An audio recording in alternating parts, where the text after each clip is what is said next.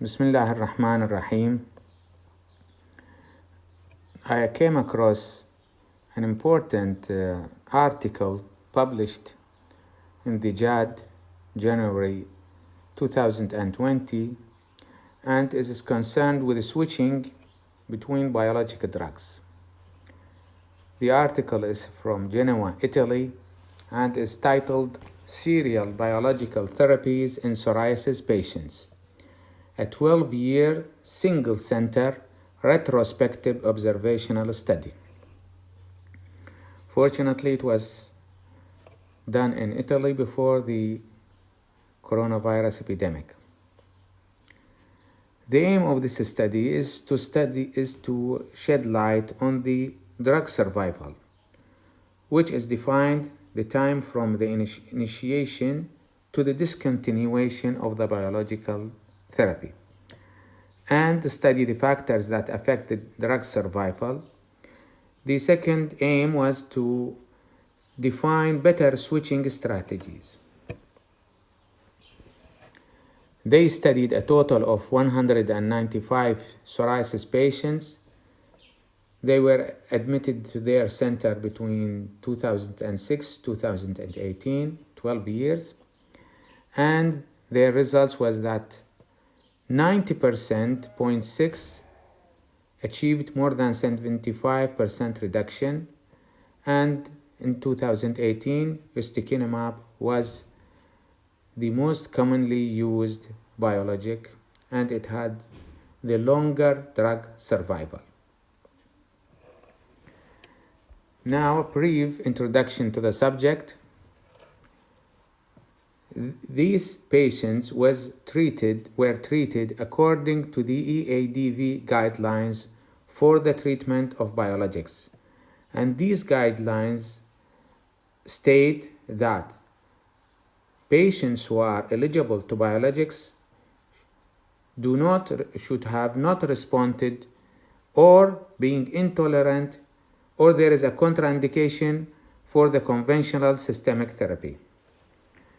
And although it was demonstrated by several studies that biologics have higher response rate than the conventional therapy, despite this fact, switching from one biologic to another is very common. Reasons are many reasons. Some of the biologics are ineffective, intolerable, but there is no data that guide us how to choose a biologic and what is the switching strategy. In their study, they set up a PASI reduction of more than 75% was considered to be a response. Now, they calculated the important parameter, which was drug survival. They defined the drug survival as the time from the drug initiation to discontinuation if there was a reason for discontinuation of the biological drugs. They also tried to identify factors that affect this drug survival. Their second aim was to define a new strategy for the initiation and switching of biologics. This study is, of course, a retrospective study. All patients included were adults, and these patients must have been on biologics for more than 4 consecutive months. The study was carried out in Italy between January 2006 and January 2018. All patients had moderate to severe psoriasis, and at least 2 systemic therapies or 1 systemic therapy plus phototherapy was used and failed before the initiation of the biological drug.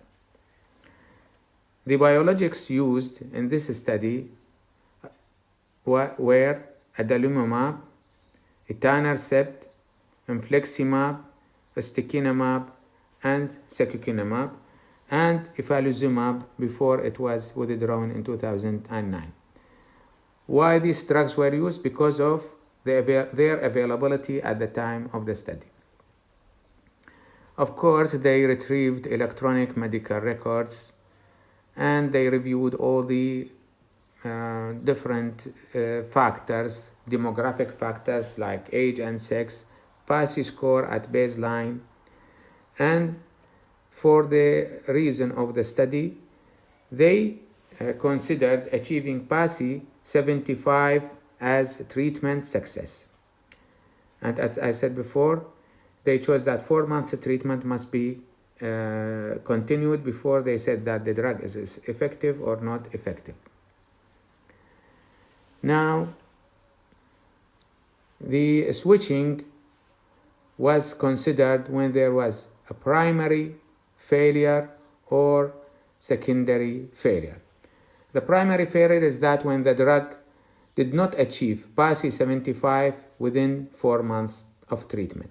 The secondary failure, the drug achieved initially PASI 75, but after time, although the drug was continued, it lost its efficacy and PASI score was started to increase again. They identified that 2 drugs have shorter time to onset, and these were secukinumab and infliximab, and they called them fast-acting drugs, while adalimumab, ustekinumab, etanercept had longer time for onset, and they considered them slow-acting.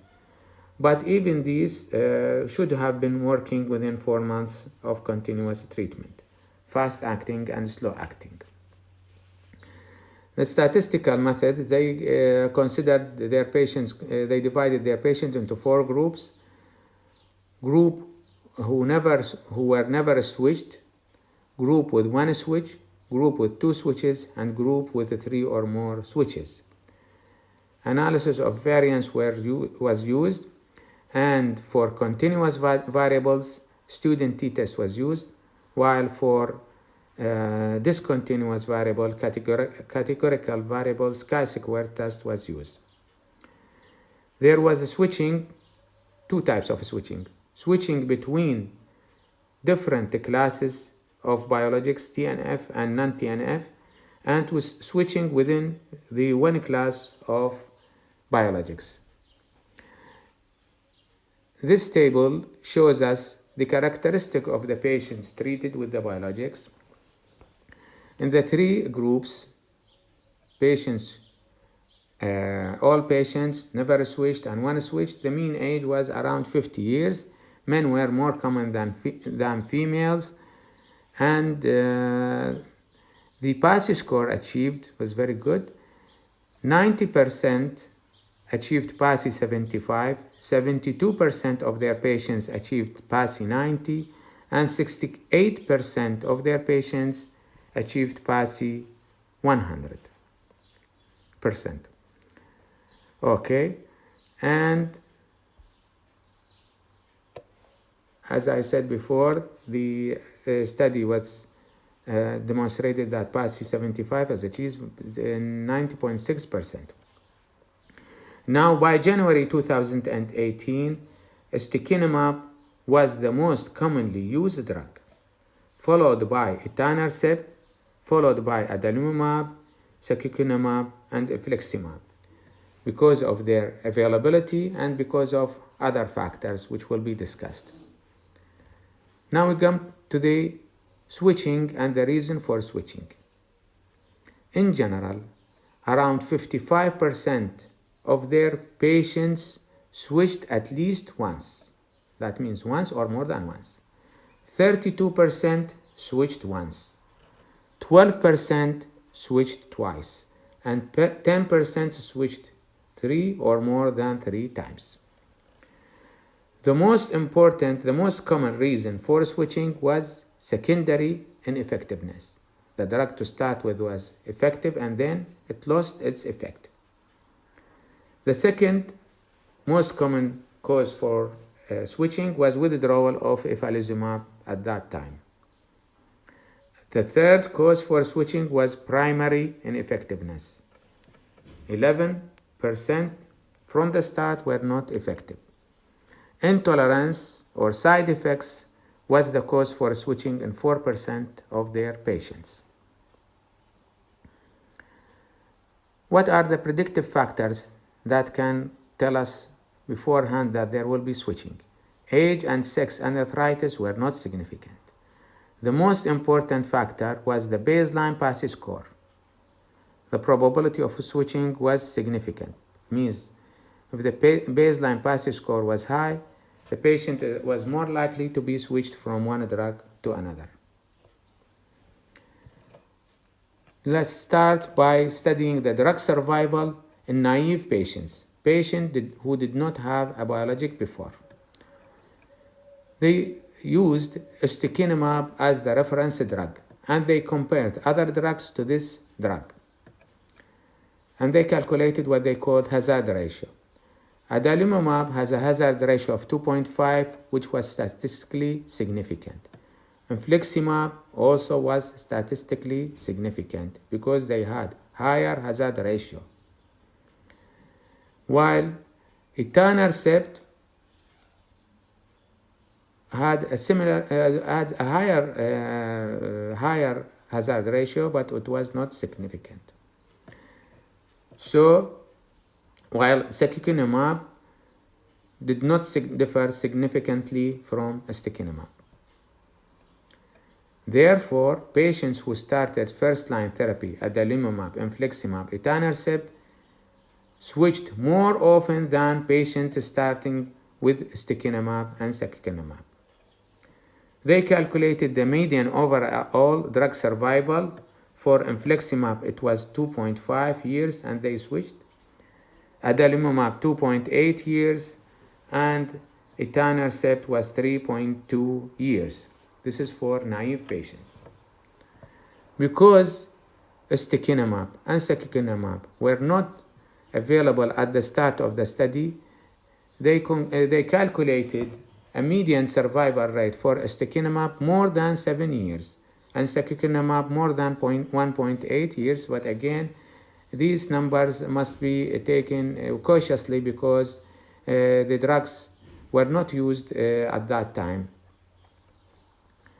to start of the therapy, and then were introduced later. So longer follow-up study is needed to demonstrate better the real drug survival for ustekinumab and secukinumab. Now we go to another group of patients who had a biologic before, then were switched, and they were looking for a second switch. Drug survival in biologic experienced patients. There was no significant difference in the drug survival among biologics. No difference between one drug and another. But the number of previous biologic therapies was significant. So they concluded that the probability of another switching is increased by 20% for each drug used before. Drug survival in all patients, adalimumab was switched more often than those on ustekinumab, and etanercept was insignificantly switched more than ustekinumab.